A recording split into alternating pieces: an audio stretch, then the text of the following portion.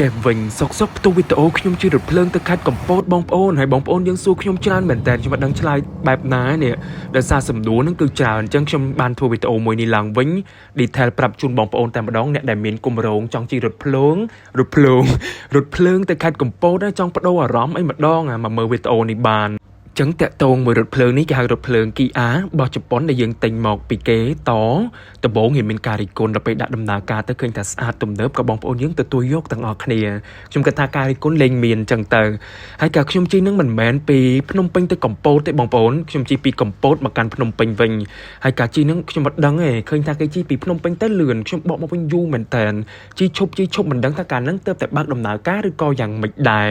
ហើយយើងចំណាយពេលយូរដែរហ្នឹងណាអញ្ចឹងខ្ញុំនឹង detail ជូនបងប្អូនអាចនឹងមានពី3ទៅ4ចំណុចកន្លែងចំណតរបៀបកក់សម្បត្តិតម្លៃសម្បត្តិហើយអារម្មណ៍នៅពេលជិះអញ្ចឹងខ្ញុំសូមណែនាំបងប្អូនបន្តិចសម្រាប់អ្នកដែលកំពុងតែរក sunscreen ខ្ញុំសូមណែនាំ Tono Collagen Sunscreen ដែលជាប្រភេទលេការពារកម្ដៅថ្ងៃដែលលាបចូលមុខបានល្អការពារកម្ដៅថ្ងៃបានល្អងាយស្រួលលាបចូលមុខជាពិសេសខ្ញុំចូលចិត្តចំណុចពិសេសមួយរបស់ sunscreen មួយនេះគឺលាបទៅធ្វើឲ្យមុខខ្ញុំរាងភ្លឺគីឡូថែមមួយកម្រិតទៀតដោយដែលខ្ញុំតេស្តសាកល្បងជូនបងប្អូនមើលអញ្ចឹងលាបមកចំហៀងមុខហ្នឹងគឺឃើញភ្លឺតែម្ដងហើយដើរលេងដើរអីចេះទៀតត្រូវតែលាប sunscreen ឲ្យបានជាប់ណាបងប្អូនអត់មានឃើញសតុំអត់លាបទេប្រយ័ត្នខូចស្បែកមុខជាប់មុខអាហ្នឹងពិបាកមែនតើចំណាយច្រើនអញ្ចឹងឥឡូវយើងបន្តទៅកាន់វីដេអូរថភ្លើងយើងអូខេទី1តាក់ទងជាមួយនឹងការកក់សម្បត្តិបងប្អូនអាចឆាតទៅដោយផ្ទាល់ទៅកាន់ page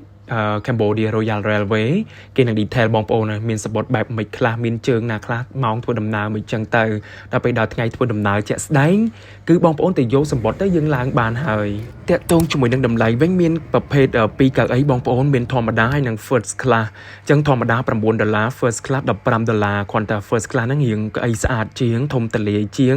ហើយរៀងទំនើបជាងក៏ប៉ុន្តែបើចង់សេវថវិកាដើរលេងជុំមិត្តភ័ក្តិអីខ្ញុំថាជិះ$9ទៅបងប្អូនដូចតែគ្នាទេហើយ view ស្អាតអញ្ចឹងណា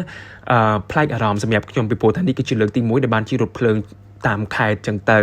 គ្រាន់តែកញ្ចក់នឹងរៀងស្អាតអត់សូវភ្លឺបើបានភ្លឺជាងនេះថតអីស្អាតតែម្ដងហើយចំណតវិញបងប្អូនចំណតនៅភ្នំពេញទល់មុខអគារវឌ្ឍនៈយើងហ្នឹងហើយនៅកំពតក៏អត់នៅឆ្ងាយពីក្រុងដែរទេងាយស្រួលណាស់ហើយឥឡូវនេះបើបងប្អូនជិះរថភ្លើងទៅដល់នោះជួលម៉ូតូឲ្យជិះដើរលេងបែបមិត្តភ័ក្តិអីក៏ស្រួលដែរអត់សូវចំណាយច្រើនទៀតម៉ូតូនៅកំពតដូចជាថោកជាងនៅសៀមរាបទៀតហើយតាក់ទងជាមួយនឹងអារម្មណ៍នៅក្នុងការធ្វើដំណើរវិញ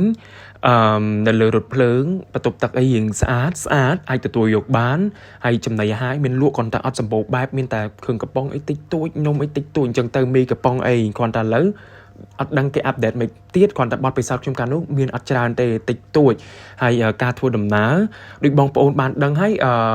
ទេសភាពអីស្អាតកន្លែងអង្គុយអីស្អាតមានផាសុកភាពគ្រាន់តែតាក់ទងមួយការធ្វើដំណើររថភ្លើងយើងរៀងថ្មីជាងលើកមុនរៀងទំនើបជាងលើកមុនក៏ពិតមែនក៏ប៉ុន្តែដូចបងប្អូនបានដឹងហើយផ្លូវដែកយើងគឺផ្លូវដែកចាស់ការធ្វើដំណើរគឺអត់លឿនទេអត់រហ័សតាមចិត្តចង់អត់មែនរថភ្លើងលបឿនលឿនអីទេអញ្ចឹងការធ្វើដំណើរអាចរថភ្លើងថ្មីរៀង smooth ជាងរថភ្លើងចាស់ក៏ប៉ុន្តែអត់បានលឿនរហ័សទាន់ចិត្តទេបើប្រៀបធៀបជាមួយនឹងការជិះម៉ូតូនិងជិះឡានទៅកំពតគឺរថភ្លើងយឺតជាងចឹងវីដេអូនេះមានតែប៉ុណ្្នេះទេបងប្អូនរាយរាប់រយអូយអស់លីងជិះមើលមានអ្នកខមមិនសួរទៀតអត់អញ្ចឹងអរគុណបងប្អូនសុំថែមតិចបងប្អូនចឹងរថភ្លើងនឹងបងប្អូនចង់ជិះទៅពីភ្នំពេញទៅតាកែវក៏បានកំពតក៏បានកែបក៏បានកំពង់សោមក៏បានឲ្យបកមកវិញចង់ឈប់ដំណើរឈប់ដំណឹងទៅតម្លៃទៅតាមហ្នឹងណាឆាតសួរគេអរគុណ